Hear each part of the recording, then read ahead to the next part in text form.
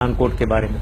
But again ये one sided discussion जो continuous होता है ना, इससे मुझे बड़ी आग लगती है कि ये आप लोग हमेशा उठाते हैं मुंबई, पठानकोट, कारगिल, ये बात करते रहेंगे, लेकिन कभी आप नहीं बात करेंगे भाई सियाचिन की भी बात कर लो, भाई बांग्लादेश की भी, ईस्ट पाकिस्तान की भी बात कर लो, समझौता एक्सप्रेस की भी बात, तो वो नहीं करेंगे आप। सर, आप कह रहे हैं कि हफीज सईद क्या कह रहा है, उसका मैं नहीं बिलीव ये आपको मालूम नहीं। मैं आपको बताऊं कि 4 फरवरी को हफीज सईद ने एक रैली दी, जिसकी क्लिपिंग हमारे पास है, जिसमें वो कहते हैं कि क्या हमारे पास पठानकोट स्टाइल अटैक्स करने की, हमारी हिफाजत के लिए पठानकोट जैसे हमले करने की छूट नहीं है। अभी तो आपने एक ही पठानकोट पे हमला देखा है, ऐसे और होंगे। ये हफीज सईद ने पब्लिक रैली में बोला है, उसकी क्लिपिंग हम लोगों के पास है।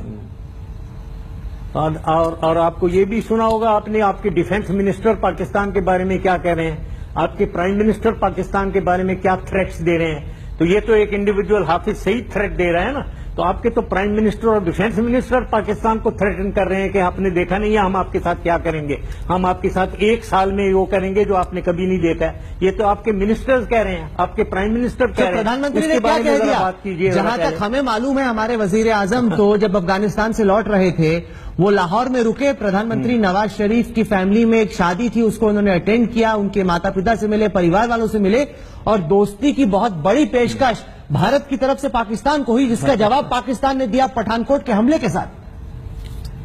देखें, ये इस किस्म की हिपोक्रेसी जो है ना, ये बंद करें। ये अपने प्राइम मिनिस्टर को भी कहें, ये हिपोक्रेसी बंद करें। अगर दिल से और दिमाग से आप करना चाहते हैं ना दोस्ती पाकिस्तान से, फिर आगे बढ़ें।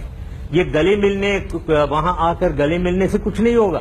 नहीं, पर कहीं ना कहीं हमने देखा कि आप तो अभी भी डिनायल में हैं, लेकिन कम से कम पाकिस्तानी सेना ने और पाकिस्तानी प्राइम मिनिस्टर ने ये माना। सर, एक बार सुन लीजिए कि जो लोग इन्वॉल्व थे, जिन्होंने फोन कॉल किए, जिन्होंने इस अटैक को प्लान किया, उनके खिलाफ कार्रवाई होगी। एक GIT भी बनी, ज्वाइंट इन्वेस्टिगेशन टीम भी बनी।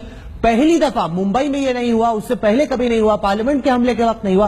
पहली दफा पाकिस्तान ने माना कि पाकिस्तानी सरजमीन से अटैक प्लान किया गया और आतंकवादियों के खिलाफ कार्रवाई होगी। तो पहली दफा आपकी सरकार ने माना है सर। जो सही बात, चले अगर माने वो कर रहे हैं तो बस ये बात है। लेकिन अगर मैं सरकार होता तो मैं आपसे ये वो समझौता का भी डिमांड करता आपसे, और मैं सियाचिन के ऊपर भी डिमांड करता, और आपसे एक्सप्लेनेशन, मैं ईस्ट पाकिस्तान की भी आपसे मैं एक्सप्लेनेशन लेता। क्या आपको लगता है कि इस वक्त पर हिंदुस्तान और पाकिस्तान आगे बढ़ सकते हैं? क्योंकि पाकिस्तान ने पठानकोट के बाद जो वादा किया कि आतंकवादियों के खिलाफ कार्रवाई होगी, जैश ए मोहम्मद के चीफ मौलाना मसूद अजहर के खिलाफ कार्रवाई होगी, हमने जमीन पर कुछ देखा नहीं है। यहां तक कि अब तक तो FIR भी दर्ज नहीं हुई है उन लोगों के खिलाफ। देखें, बात यह है कि आप इश्यूज ये ले लेते हैं, जबकि उसकी कॉजेज की तरफ नहीं जाना चाहते हैं। मैं कहता हूं कि हम बिल्कुल आगे बढ़ना चाहिए, पाकिस्तान और हिंदुस्तान में बिल्कुल दोस्ती होनी चाहिए, हम भाईचारा होना चाहिए, एक दूसरे के फेवर में ट्रेड और इकोनॉमिक रिलेशंस होनी चाहिए, बिल्कुल होनी चाहिए। लेकिन जो कॉजेज ऑफ वॉर हैं, कॉजेज ऑफ डिस्प्यूट, ये जो आप कह रहे हैं पठानकोट हुआ, कश्मीर हुआ, जो कुछ भी है, इसके पीछे कॉजेज हैं। कॉज कश्मीर डिस्प्यूट है, इसको आप डिनाई करते रहेंगे क्योंकि आप हमें दबाना चाहते हैं। हम दबेंगे नहीं, पाकिस्तान दबना नहीं चाहता है, मैं तो कभी नहीं दबूंगा। कोई और लीडर दबना चाहता है तो दब जाए, लेकिन आपको समझना चाहिए हर इशू के पीछे कॉज होती है, उस कॉज के पीछे जाएं आप। सर, आप कॉज की बात कर रहे हैं, मैं आप ही का एक पुराना